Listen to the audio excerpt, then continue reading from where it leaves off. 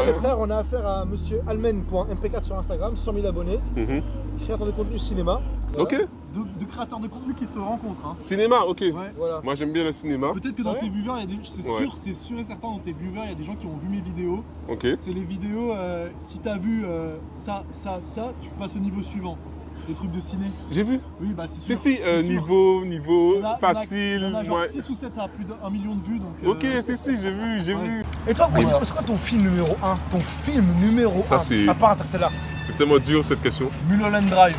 Pourquoi? Parce que franchement, tu aimes ou tu détestes hein, le film. Ouais. Hein, c'est pas tiré. De quoi ça parle? Bah, j'avoue que j'ai pas encore vu. C'est l'histoire d'une femme qui vient à Los Angeles pour poursuivre son rêve de devenir actrice.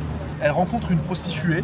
En fait, le film est un petit peu en 2 parties. Ça dure 2h30 ou 2 heures. En gros, tu penses pendant 1 heure ou 1h30 que c'est un film totalement normal d'une femme qui vient à Los Angeles, qui rencontre une prostituée. En fait, tu te dis, il se passe des trucs un petit peu chelous avec la prostituée, des gens qui la suivent, des choses comme ça. Et en fait, il y a un plot twist de malade au bout de 1h30. Et la deuxième partie du film est complètement barjo. Et vraiment, c'est le scénario le plus fou que j'ai jamais vu au cinéma. C'est sûrement le meilleur film du 21e siècle. Et si vous regardez les classements en ligne, classement du New York Times, classement de plein de journaux qui parlent, on va dire, des meilleurs films du 21e siècle, Mulholland Drive est très souvent dans le top 3, voire même premier.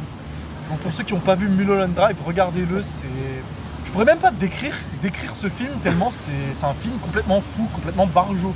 Regardez-le et ça a vraiment changé votre perception du cinéma, quoi.